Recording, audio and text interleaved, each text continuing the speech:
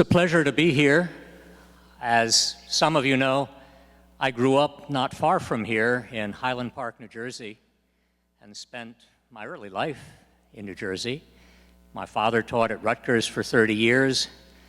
Ended up having dinner with a group of friends from high school last evening, a couple of whom are here. And it's just always a pleasure for me to come back to New Jersey and to be part of this.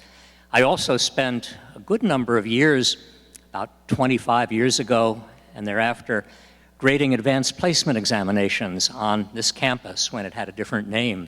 And so I was familiar with it, and it's a pleasure to see how it's grown, developed, and really is a lovely place. About 50 years ago, a little bit more than 50 years ago, I was right about to go to college. This was the summer of 1962.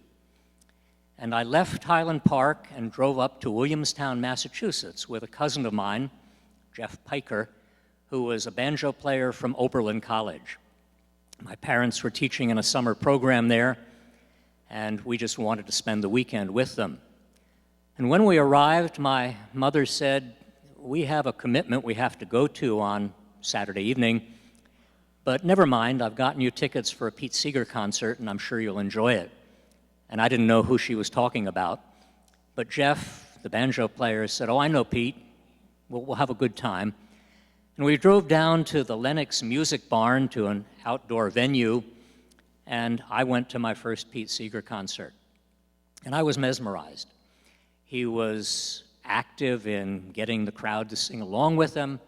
He was singing songs that some of which I knew, some of which I didn't. And it was just a wonderful experience for me. When I went off to college, I discovered a music listening room and found some old Pete Seeger records and began to play them with headphones on, learning songs like Deep Blue Sea and This Little Light of Mine and a whole range of other things that became part of what I like to sing to myself. I had seen Elvis Presley on television in the mid-1950s playing his guitar on Ed Sullivan and elsewhere. And I always wanted to play the guitar, but my parents thought I ought to play the piano instead and never bought me a guitar. But I did buy my first guitar that summer of my freshman year. And I made a big mistake. I played at it for 30 years without ever taking lessons or getting much better than I really started with.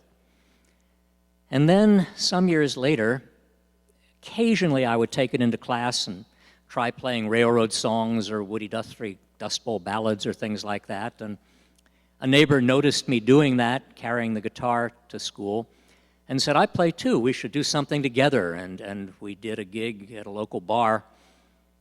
And it was like Pete Seeger's first concert. I was pretty bad and realized if I wanted to do this again, I had to take guitar lessons, and I began doing that, and I've been taking them weekly for the last, 12 or 13 years.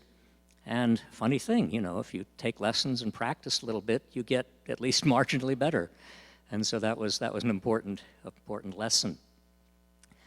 I had written several books and wanted to write a biography of Pete Seeger, just combining my interest in folk music with the history that I was writing in other contexts.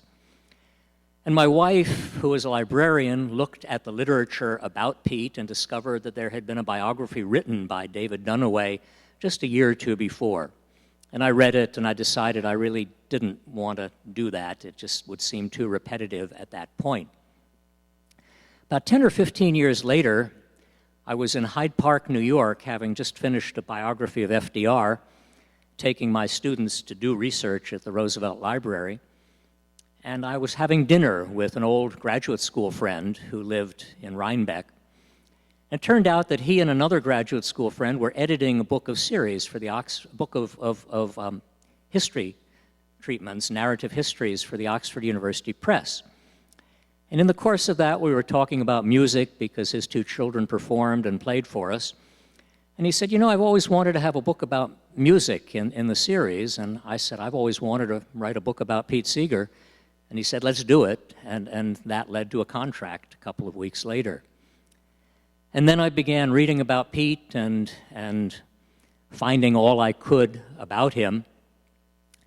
And after a couple of years of doing that, I wanted to meet him for myself. And finally was able to track down a phone number, called. He called back, and we spoke on the phone for a month or two periodically. And then I said, Pete, I'd really like to come to Beacon, New York, in the Hudson Valley, and meet you, and have a chance to meet you firsthand. And he said, fine, and we agreed upon a date. And I headed up to Beacon on the train for Manhattan. He met me at the train station. I brought my guitar because my guitar teacher said if I didn't, I would regret that forever. He picked it up, didn't say a word, plunked it down in the middle of the living room, and we ended up talking on tape for about 3.5 hours, following which time he made me lunch from leftovers in the icebox. And then before going, I said, Pete, would you do me a favor? And he said, what's that? And I said, would you play that thing on the wall, that banjo? And he said, this is what I was waiting for, only if you'll play with me. And we sat down and played 4 or 5 songs. One of them we'll do later on this afternoon. We played it, and he said, you know, I like it more slow than that. And so we played it again, and it worked better. And it was just a real treat for me. Over the course of the next 5 years, as I worked on the book, I went back time and again. He took me when they were doing a kind of outdoor sing-along in Beacon one December evening. At one point, my wife and I went to meet him. She hadn't met him at that time and wanted to, as had my sister earlier.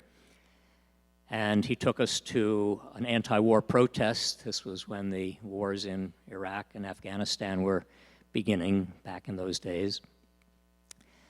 And just over time, I got to know him and reached the point where I could just drop in Beacon whenever I was coming to the New York area. At one point, I brought friends up to sing along, and we spent 2.5 hours with 2 acoustic guitars, 2 banjos, playing music with a fire burning, looking out over the Hudson River, and it doesn't get much better than that.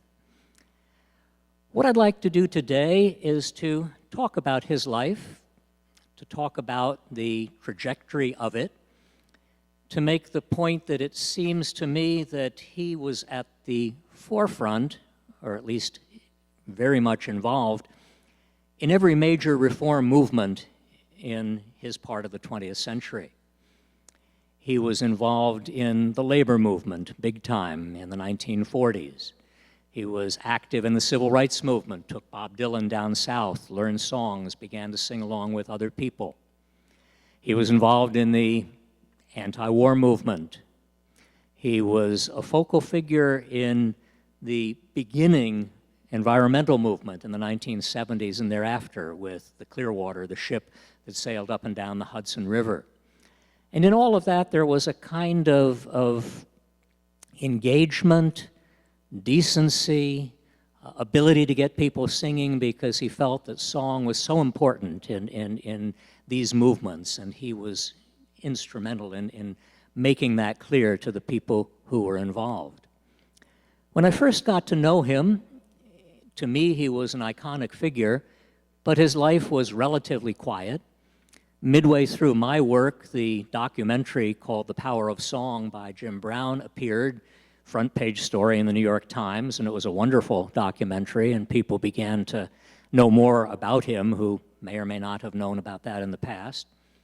Then Bruce Springsteen came out with the Seeger Sessions, an album of songs, not so much that Pete had written, but the songs he had taught other people to sing, and that really gave him a great deal of visibility, and he was very fond of Springsteen for having done that. In all of that, his life got increasingly complicated. He got much more mail. Toshi, his wife, finally was unable to really keep up with it, and they had to get help. But he always was willing to have me come in and visit and chat with me, and for me, it was a treasure. It was one of the most important things of the last 10 years. Well, Seeger was born. He died just before his 95th birthday in May of 1919. Had a kind of curious upbringing. His father was a musicologist who became head of the department at Berkeley when he was in his 20s. His mother was Constance was a concert quality violinist. So music was in the background, but his father was interested in modern music, Schoenberg, Webern, and such people. His mother wanted to teach him music, but his father said, let Pete learn about it on his own, he'll come to it. At the age of 5, he was sent off to boarding school at a place called Avon Old Farms, and it was really a fairly stiff place, and he wasn't very much happy being there. But he did discover that there was a teacher who played a 4-string banjo and sold it to him for $10, and that was the start. He listened to banjo music, discovered he couldn't really play many of the tunes because they were played on a 5-string banjo. His father ended up taking him down to North Carolina some years later to a folk music festival where he heard a number of old-time banjo players and really had a good time and determined this was what he really wanted to do. When he finished at Avon, he went off to Harvard like many members of his family had done. Got through 2 years, he was on scholarship, but found it a stuffy place, pretentious, didn't like people using language that he didn't understand just to show off and impress people.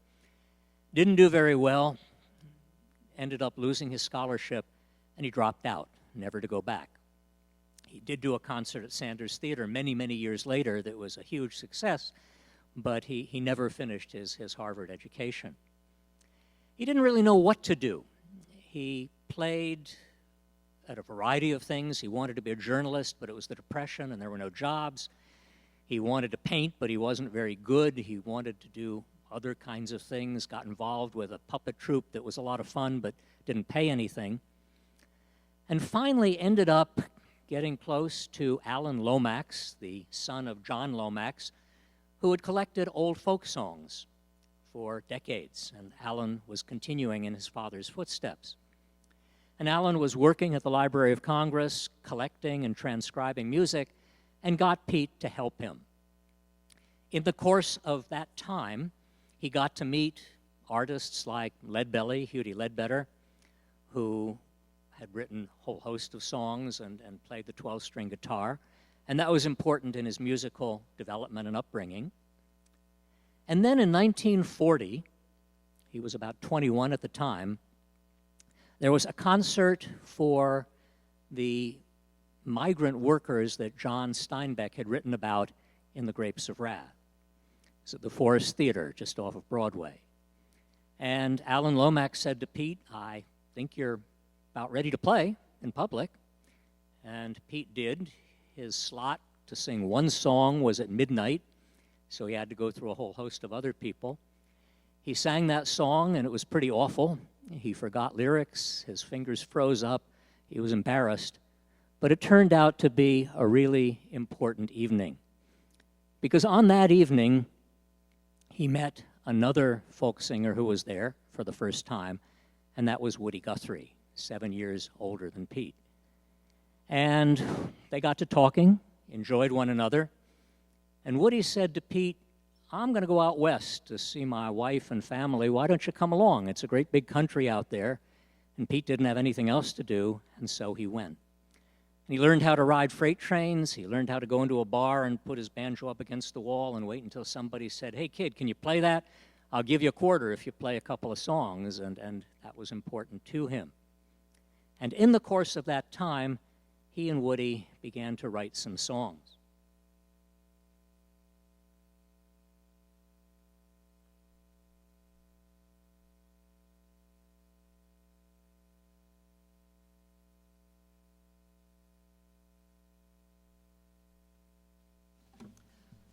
What I'd like to do this afternoon in the course of talking about him is to sing parts, not all of, maybe a dozen songs, just to give you some idea of his role and the involvement he had in the musical world.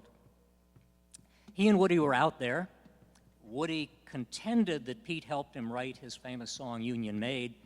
Pete said that was all Woody and had it copyrighted in Woody's name alone. But they did write a song together that was Pete's very first song. It was with Woody, and it was called 66 Highway Blues. The first line talks about there's a highway from New York to Los Angeles. 66 doesn't really go all the way to Los Angeles. And it's not a song you may have heard, but let's start out with it. It's called 66 Highway Blues, the first and last verse. There is a highway from coast to coast, New York to Los Angeles. I'm going down the road with trouble on my mind, got them 66 highway blues.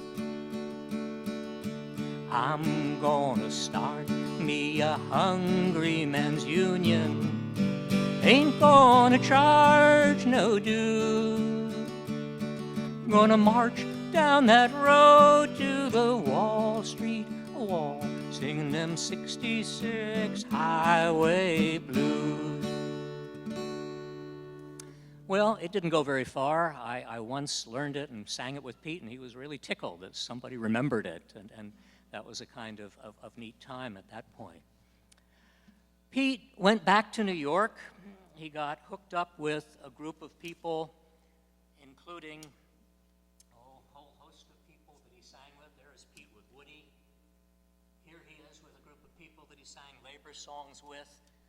A great big burly fellow from down south named Lee Hayes was one of the people he got involved with, and a host of others. Woody sometimes joined them. Their group, and they sang a whole lot of labor songs, as you see here, was called the Almanac Singers. As Woody Guthrie put it, it was the only group that rehearsed on stage. They didn't do a whole lot of playing otherwise. It wasn't terribly good, but they wrote a song together. It was mainly Pete and Lee Hayes. It was, as Pete put it, a collector's item. Only a collector would possibly have ever heard of it. And it was a song that kind of languished, unknown, till the early 1960s, when Peter, Paul, and Mary began to record their very first record, put this on it. It was called If I Had a Hammer, and it became a huge hit. It was sung around the world. And so let's do, it's got 3 verses: if I had a hammer, if I had a bell, if I had a song, and then a final verse, and we'll do the first and last. And one of the things about folk music is that it's meant to be sung, not meant to be listened to. And so I'm going to ask you to please sing along. You know these songs, virtually all of them.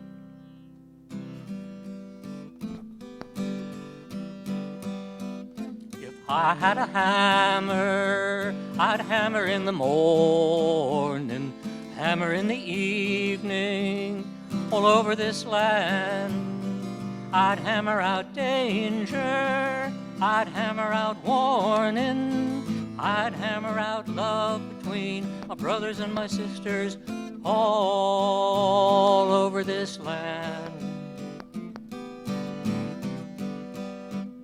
Well, I've got a hammer and I've got a bell, I've got a song to sing all over this land. It's a hammer of justice, it's a bell of freedom, it's a song about love between my brothers and my sisters all over this land. It was a good song. Thank you.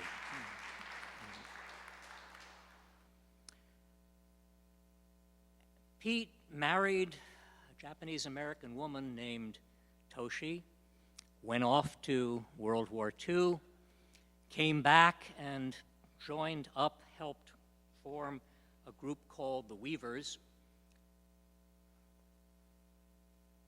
I'll find out where I put my capo.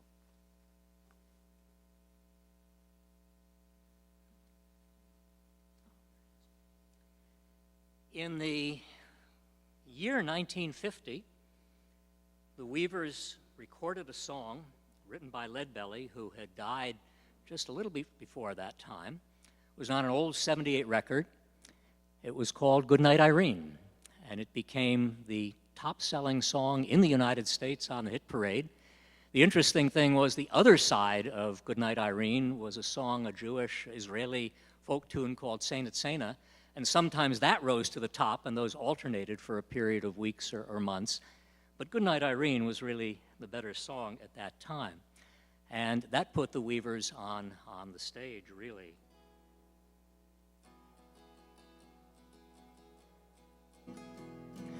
Irene, good night. Irene, good night.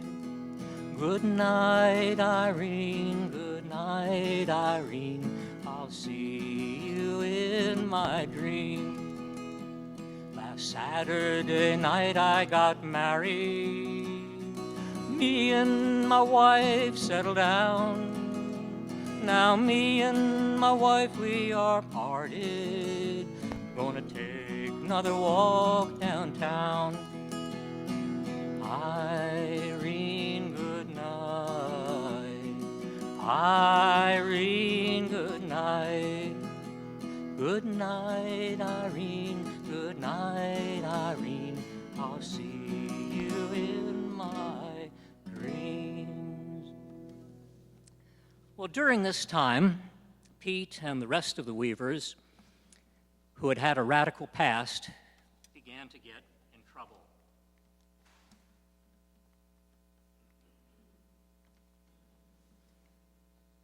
In 1948, they had worked with Henry Wallace during his campaign, which simply branded them as more radical than ever. And as time went on, the Weavers, all of them, got in trouble with the House Un-American Activities Committee. Pete had been a member of the Young Communist League at Harvard. He had been a member of the Communist Party. Lee Hayes had, Ronnie Gilbert, Fred Hellerman. And it was difficult for them. It was not easy at all. And in the end, what happened was that the Weavers were blacklisted. They couldn't sing at Carnegie Hall. They couldn't sing at Town Hall. Places where they had sung before wouldn't have them. And at that point, Pete made a decision. He was going to go out on his own. He left the Weavers because he was tired of all of that, and they didn't have any good place to play. And he began to play all over the place. Began to play all over the place at summer camps, at schools. Here he is at Camp Woodland. And in the course of doing that, he developed a kind of constituency, a clientele, people who were aware of what he was doing and liked it. And I would argue that in many ways that created the kind of background for the folk music movement. A whole generation of kids came of age hearing these songs.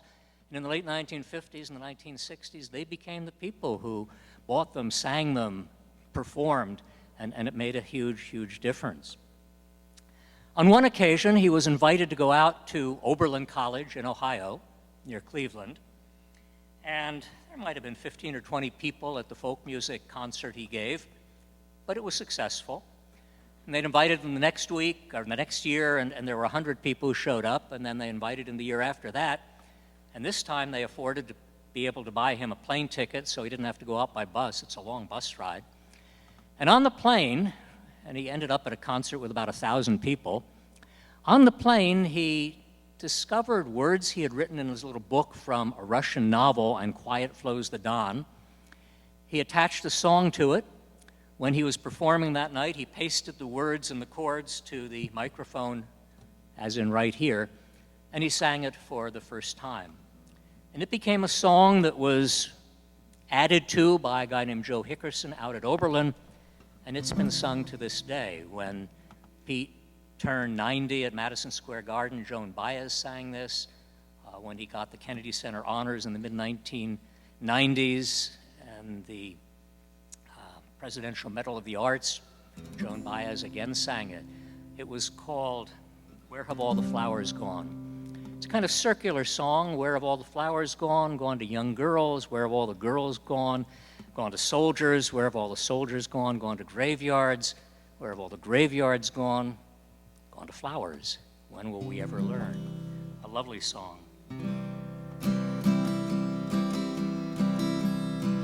Where have all the flowers gone? Long time passing. Where have all the flowers gone? Long time ago. Where have all the flowers gone? Gone to young girls, everyone. When will they ever learn? When will they ever learn? Goes on and on. Where have all the graveyards gone? Long time passing. Where have all the graveyards gone? Long time ago. Where have all the graveyards gone? Gone to flowers, everyone. When will we ever learn? When will we ever learn? Well, Pete's past continued to haunt him. In the early 1960s, when he refused to testify before Congress, he was convicted of contempt of Congress. About a year later, hauled before federal court and convicted there of contempt. Fortunately, in the next year, the case was overturned on appeal, and he didn't have to go to prison, but that was a difficult time. During that time, however, he had gotten interested in something else. He had read in the mid-1950s and 1955 about a woman named Rosa Parks down in Montgomery, Alabama, who had refused to go to the back of a bus, and he was intrigued about that. He wrote a letter to Edgar Nixon, who was the head of the local NAACP in Montgomery, and invited himself to go down, and Nixon was only too happy to have him do that. And in the course of going back and forth many, many times, he learned new songs, he taught people songs that he knew, and it became a very important thing for him. He was at many of the major marches. He took Bob Dylan down there. Dylan at one point called him a living saint at that point, and it was important. One of the songs, and this was a song I sang with Pete the very first time, was an old spiritual that he hadn't written, but he always loved, and it was one of his favorite songs. Indeed, when he did a concert at Carnegie Hall in 1963, he ended on this note. It was called, Oh Mary, Don't You Weep. If I could, I surely would stand on the rock where Moses stood. Pharaoh's army got drowned. Oh, Mary, don't you weep. Oh, Mary, don't you weep, don't you mourn. Oh, Mary, don't you weep, don't you mourn. Pharaoh's army got drowned. Oh, Mary, don't you weep, weep. Another song that he was enormously fond of singing, again, he hadn't written.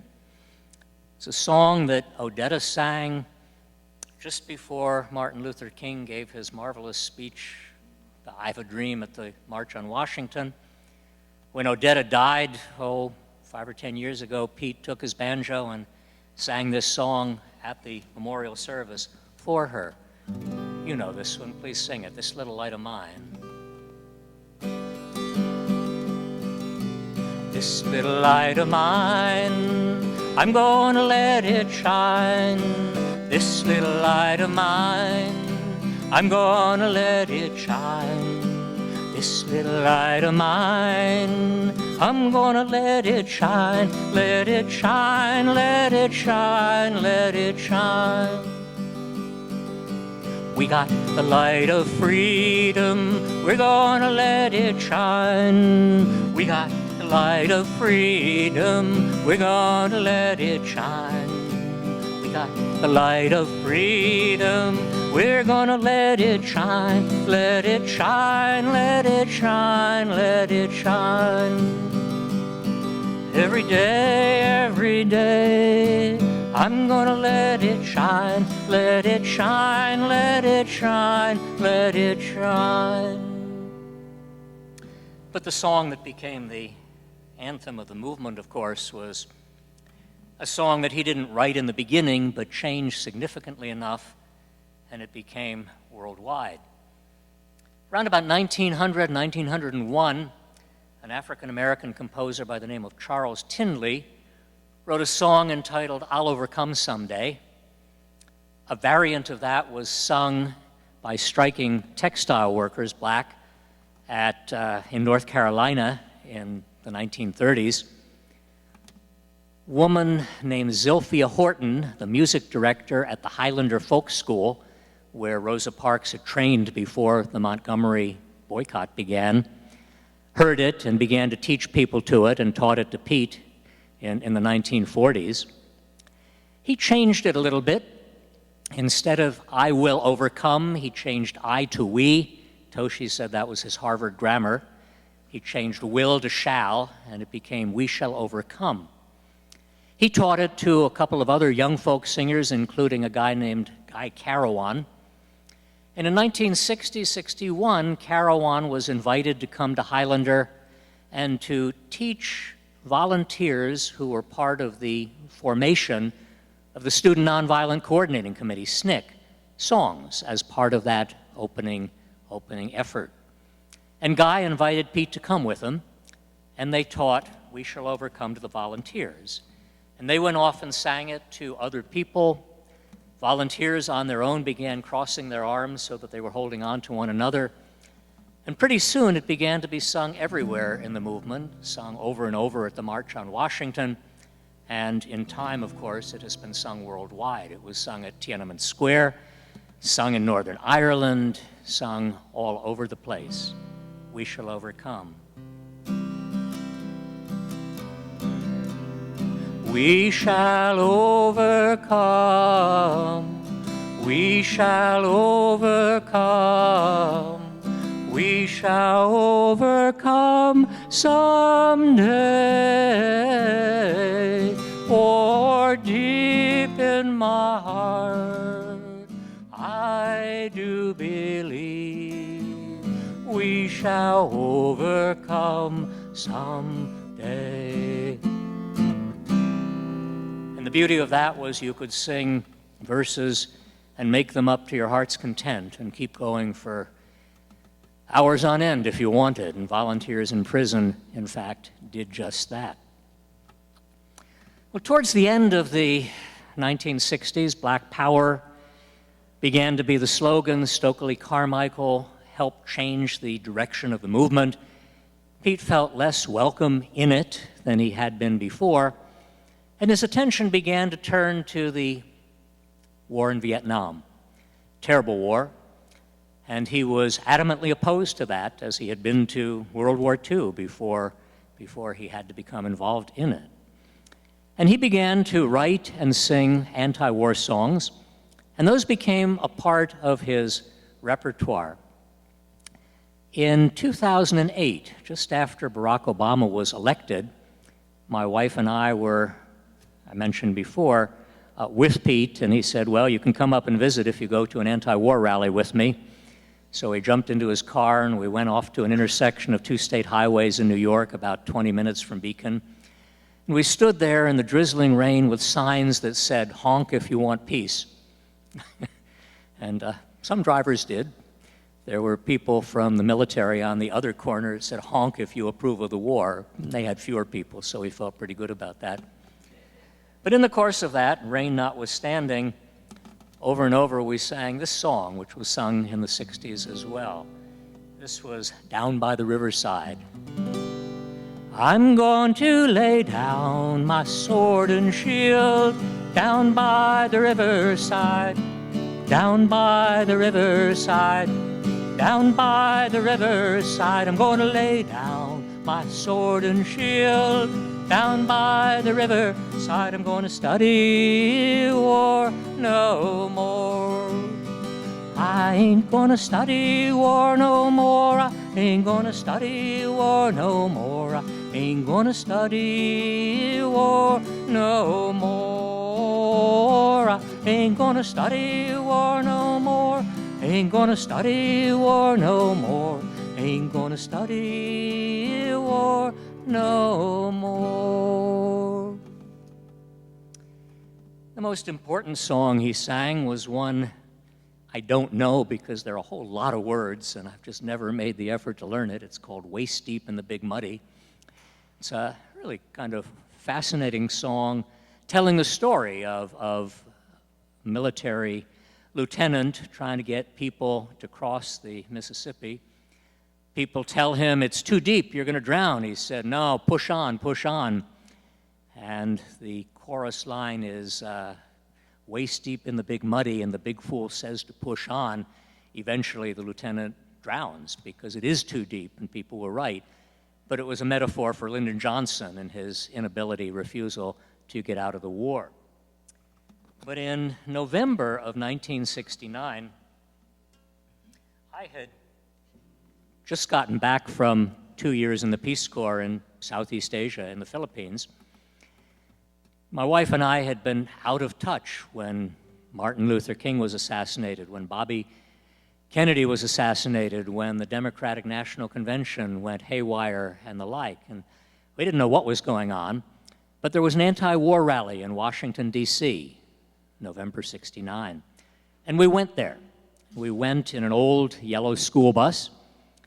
And in the course of that, we saw musicians singing and trying to get the crowd going. And Pete was among them, and he was not having any luck at all. People were just not responding. And he wasn't happy about that, and the organizers wanted him to get off the stage because they wanted to make room for somebody else. And almost without thinking, he began to play a very brief line that he had heard from John Lennon about a week before, and it went something like this. All we are saying is give peace a chance. All we are saying is give peace a chance. Peter, Paul, and Mary jumped on stage and began singing it along with them. Mitch Miller, remember Mitch Miller, and Sing Along with Mitch got up there, and it went on for about 25, 30 minutes. And the whole group was energized, and it was a powerful movement. When Pete recorded Waist Deep in the Big Muddy, a little after that, it was on the Smothers Brothers show, and advertisers weren't happy with that, and in fact, they excised the recorded version of that so that when it aired on national TV, it did not appear. Smothers Brothers were angry about that. Pete was angry. Eventually, the station did allow him to re-record it, and they played it, but they also canceled the Smothers Brothers for the next year as well.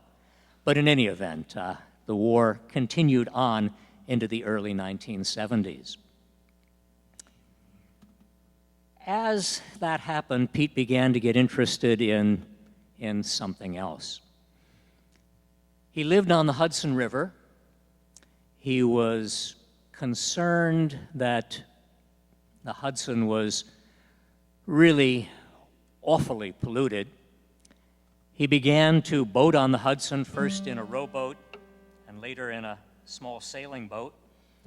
There were piles of toilet excrement that were floating down the river because raw sewage was just being dumped into the Hudson. And Pete had an idea, kind of a crazy idea. He wanted to build an old sloop, such as had sailed in the 19th century, sing songs up and down the Hudson River to raise money, first to build the boat, but then to be active in environmental causes, and somehow energize people in that context. People thought it was crazy. He gave a couple of concerts in places like Cold Spring and elsewhere.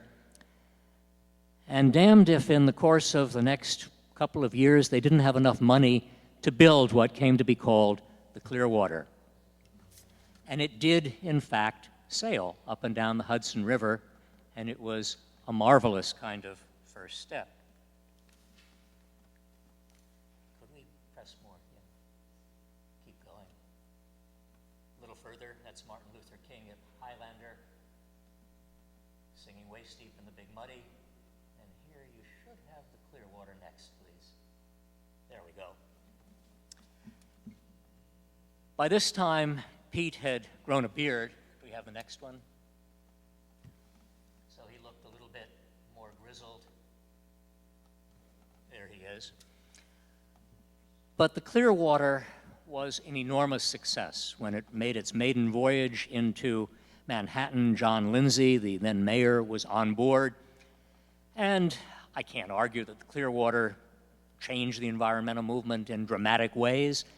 This was the era when Congress was able to pass legislation, and there was the whole series of legislation. The Environmental Protection Agency was created. There were the Clean Rivers Act and a whole host of other pieces of law as well. But this had a hand in creating that consciousness at a time when Earth Day was getting off the ground and the like. In the course of that, Pete wrote a song which at first he didn't think was very good and didn't even sing it much himself until he heard other people singing it on the Hudson.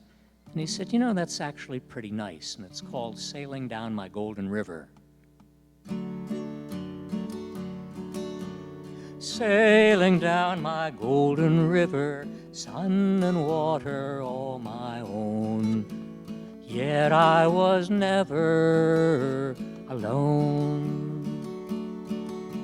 Sun and water, old life givers, I'll have them where'er I roam.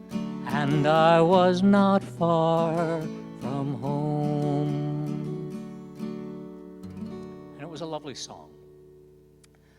Well, Pete wrote a whole host of songs that have become part of our repertoire.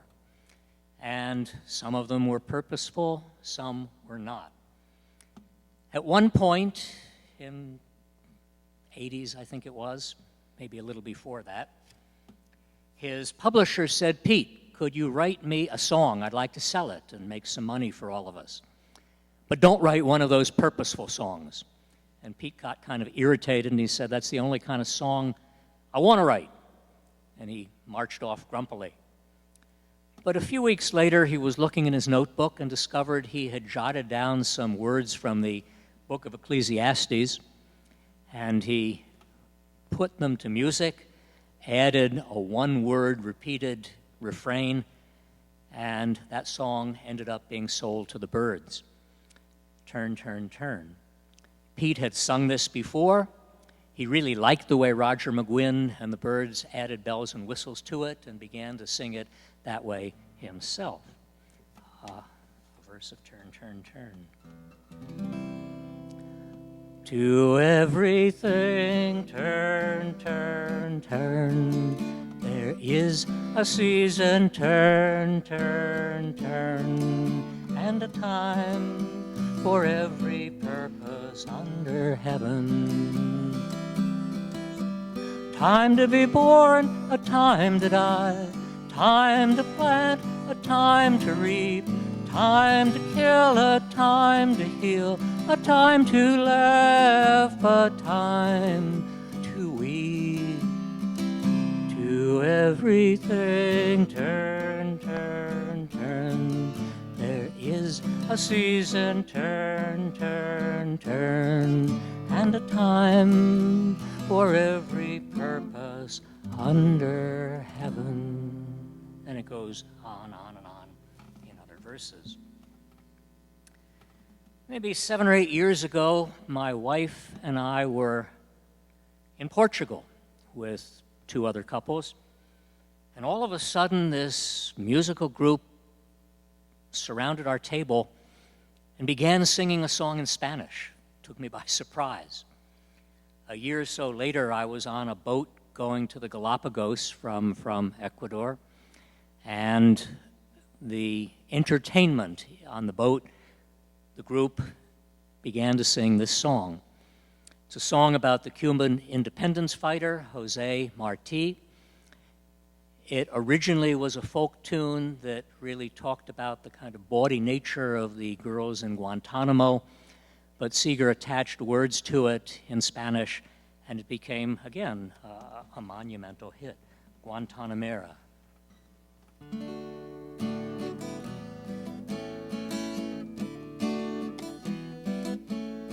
Yo soy un hombre sincero, de donde crece la palma.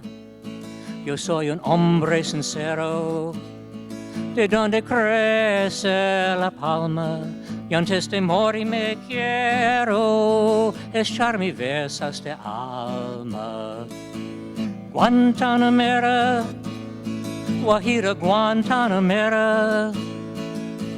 Guantanamera, Guajira Guantanamera.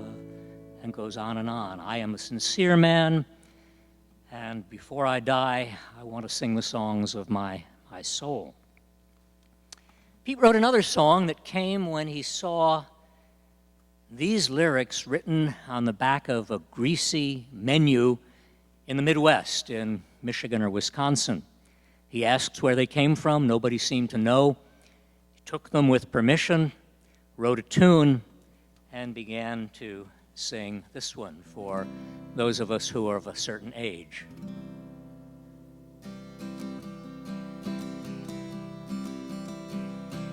How do I know my youth is all spent? My get up and go has got up and went. But in spite of it all, I'm able to grin and think of the places my get up has been. Old age is golden, so I've heard said. Sometimes I wonder as I crawl into bed, with my ears in a drawer, my teeth in a cup, my eyes on the table until I wake up. As sleep clouds my vision, I say to myself, is there anything else I should lay on the shelf? But the nations are warring and business is vexed. I'll stick around and see what happens next. One more chorus. How do I know my youth is all spent? My get up and go has got up and went. But in spite of it all, I'm able to grin and think of the places my get up has been. There's one other song I want to do, at least a verse for you, and then conclude. This is the last song I ever sang with Pete. He was performing in Fort Lee, New Jersey, told me he was going to do a couple of songs. I was east to go to our 50th high school reunion and had gone up to see him for a few hours before that time. And we sang this, which he's always loved because he had been really depressed when he wrote it, and somehow it helped him dig his way out of what was a particularly dark time. Don't you know it's darkest before the dawn? But this thought keeps me moving on. If we could heed these early warnings. Time is now quite early morning. If we could heed these early warnings. Time is now quite early morning. Well, I would suggest that Pete really has had an extraordinary impact on American culture. When he died a few months ago, it was front page news on the New York Times, and then the story continued for 2 full other pages. I had been talking to his daughter, Tina, about his ailments and illness, and I knew he was in the hospital, and I had a ticket to go see him on a Wednesday because our term was beginning on Monday. I should have flown east on Monday. He died that night, and so I never did make it to say goodbye. Peter Yarrow was there and other people at that point, about 5 or 6 family members and Peter. But Pete, in so many ways, had a powerful influence. He really was behind the labor movement and helping what Roosevelt had begun in the 1930s through the Wagner Act, National Labor Relations Act, and other legislation.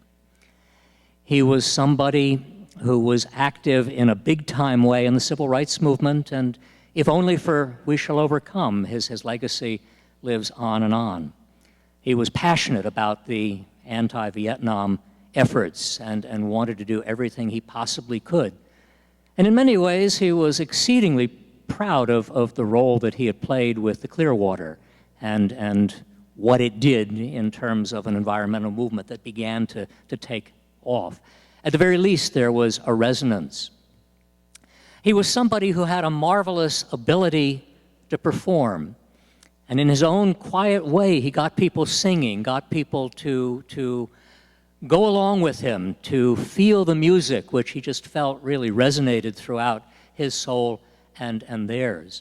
And anybody who has been to a Pete Seeger concert can remember the way he got people doing that, the way he sometimes sang an upper line as they were singing a lower line, the way he encouraged them, the way he gave them the words before the next set of bars came about. At first, I was embarrassed to ask to play music with him because he was such an iconic figure. And finally, as time went on, I realized that what he loved to do best was to think of himself as a chain in a kind of great effort to teach people this folk music. And I figured I was part of that chain, and he took pleasure teaching me as much as I took pleasure singing along with him. And I stopped being embarrassed, and it made it a whole lot easier for me. All of that came through to me with what I want to sing for you, with you, as the last song this afternoon. When Barack Obama was about to be inaugurated in early 2009, Bruce Springsteen was going to perform with other people at the steps of the Lincoln Memorial. And Bruce said he had to have Pete there with him, and so Pete flew down. They rehearsed the day before. And in that cold, Pete had a wool hat pulled over his head and ears. It was chilly out there at that time. He led the people singing, and indeed tens of millions of people around America and around the world heard this, in a song that he hadn't written, but which he publicized and popularized. Probably Woody Guthrie's most famous song, "This Land Is Your Land." They sang that, and in the course of that, they sang verses which had been traditional, but they also sang verses that Woody had written that were more radical, that had not been traditionally sung as much, but were this day. So let's do a chorus and then a couple of those verses of "This Land Is Your Land," and please do sing with me. This land is your land, this land is my land, from California to the New York Island, from the redwood forest to the Gulf Stream waters. This land was made for you and me. As I went walking that ribbon of highway, I saw above me that endless skyway. I saw below me that golden valley. This land was made for you and me. Chorus. This land is your land, this land is my land, from California to the New York Island, from the redwood forest to the Gulf Stream waters. This land was made for you and me. Was a great big wall there that tried to stop me. A great big sign said, no trespassing. But on the other side, it didn't say nothing. That side was made for you and me. One last chorus. This land is your land, this land is my land, from California to the New York Island, from the redwood forest to the Gulf Stream waters. This land was made for you and me. Thank you.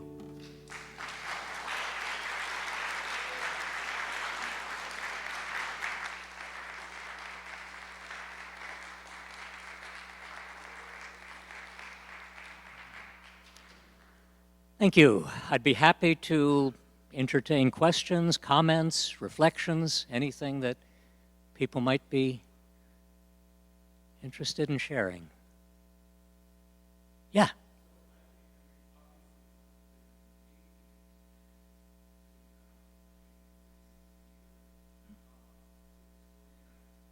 Composers I've talked to choreographers. Oh, okay. Now I'm. Oh, it's official. So as a historian, I've talked to composers, I've talked to choreographers, but I've never sat down and composed with them or danced with them. And I was just wondering, you already said some things about it, including the mechanics of it and the sense of initial embarrassment. But could you elaborate a little more on that experience? I got over the embarrassment, and that was a good thing. I was really grateful that I was able to and just enjoy it. The thing that was hard for me, as a historian, presumably you maintain a sense of distance, that this was not an authorized biography. This was my work. I was not doing it for him. I was not doing it officially at all. But I also respected him and wanted him not to be uncomfortable with what I was doing. And to that end, I ended up taking the manuscript when I had written it to Beacon, and I really spent 3 days there and went over it word by word with him and with Toshi. And he didn't do much at all, but at least I understood that he was comfortable with what I was doing. Occasionally they corrected something that I had wrong, and that was useful. A couple of times Toshi said to me, "Why do you have to mention that such and such was a communist?" I think her mentality was that this was making it difficult for somebody, and there was no reason to mention that. And out of courtesy to her, I didn't need to do that. I let that go. The only time I had any question about what I had said was when I talked about Pete and the House Un-American Activities Committee and then the trial, and I said Pete was irritated by what he had faced when he was before Congress. And he said, "I wasn't irritated, I was pissed off." And I said, "Pete, if it's okay with you, I'd prefer not to say pissed off in this formal prose. Could we say furious or apoplectically irritated or something like that?" And he said, "Okay," and that's what we did. But that was really the only time that he objected to anything I had done. So I got over the embarrassment. I wanted him to be involved in it. Indeed, I ended up dedicating the book to Toshi because she had been so good to him, to me, to everybody, and I felt okay about that.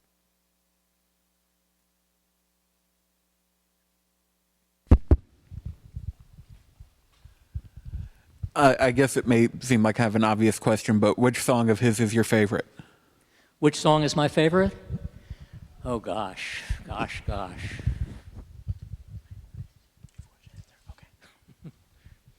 You know, when we perform, I perform with a group. We've got a really good banjo, fiddle, guitar, mandolin player, and a harmonica player, and sometimes another guitarist.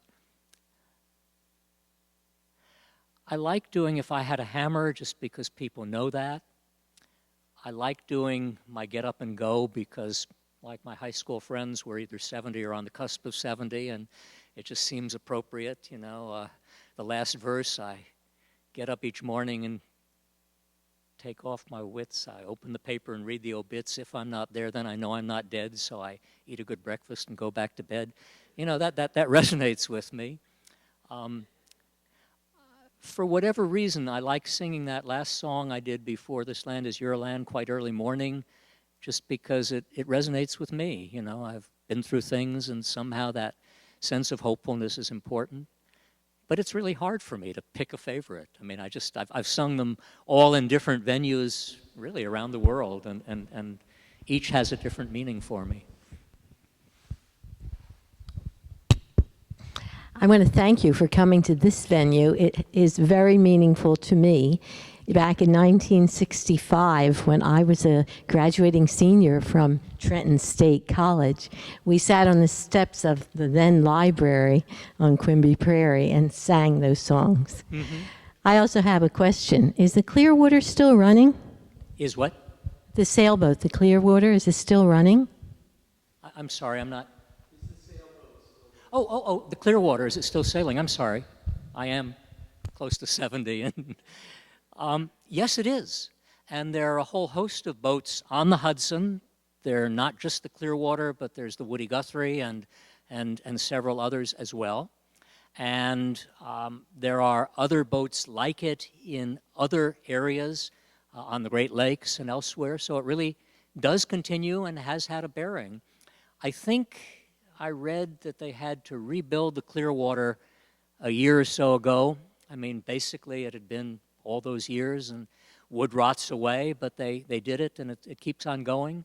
It goes up and down the Hudson River. People go along with it. They take in school children and teach them about the environment. Back in the 70s, biology graduate students used to go on it with their guitars and banjos and sing and do these concerts, and it does go on, and probably will in perpetuity.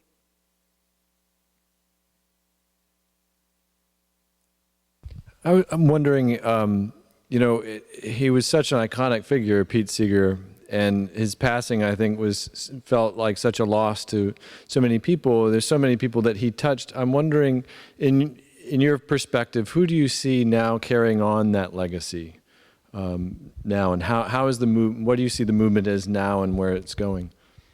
It's a really good question, and I don't know. Dylan has gone off in his own way, you know, over the last 30 or 40 years. I had Tom Paxton write a foreword to my book and appreciated that, and I've always liked his music, but I mean, he's older than I am, so he's in his mid-70s. I don't know who the younger people who could kind of take over doing what he did really are, and at some levels that's discouraging to me. I don't much like what I hear on the radio, the pop music. I like occasional people who relate to me, but I really don't know, and that does sadden me.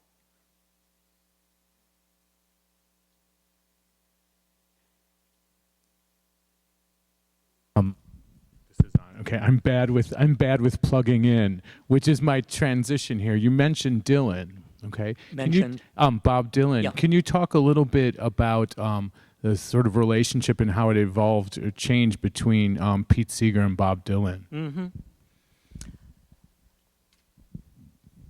Dylan was a big figure at the Newport Folk Festival in '64.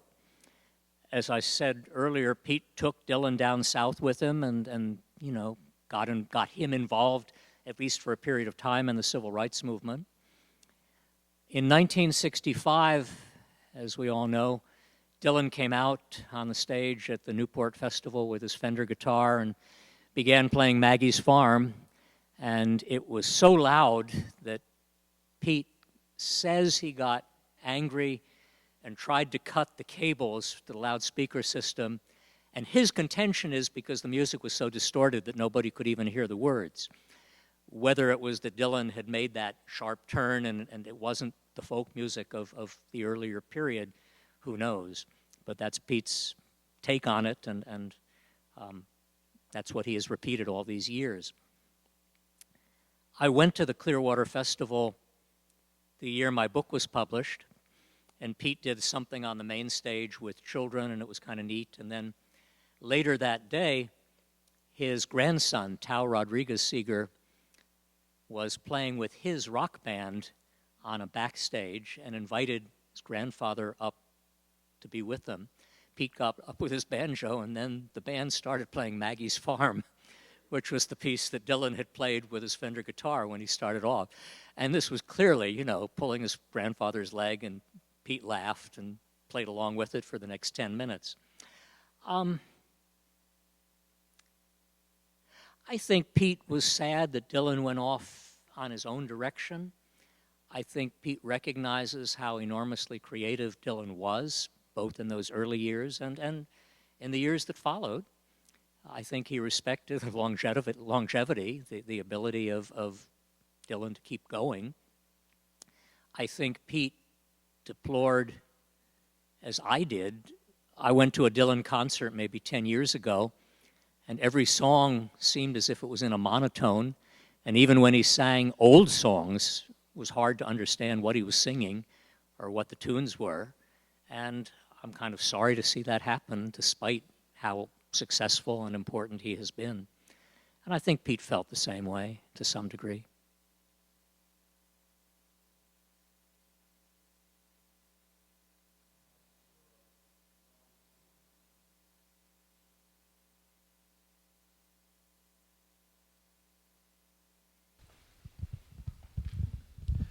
Well, to kind of go back to what was said about the idea of people following up Pete's legacy, what do you think about a lot of the stuff that Bruce Springsteen has done, like the Seeger Sessions album? And also, I mean, maybe I'm biased because I'm a huge Springsteen fan, but I feel like a lot of the songs that he's done, especially more recently, have had kind of the same social awareness as a lot of what Pete did. I like the Seeger Sessions a lot. Pete liked it a lot, and Pete really appreciated that. And fundamentally, Pete liked singing these songs to people as much as he liked writing songs and feeling that they were something he had contributed. He liked Bruce Springsteen a great deal, and Springsteen was very good to him, sending the plane, any number of times to take Pete somewhere so that he could participate, and that was really important. I don't think Pete liked all the attention that came because of the album, just made his life more complicated when he wanted to be reasonably quiet. I do like the album.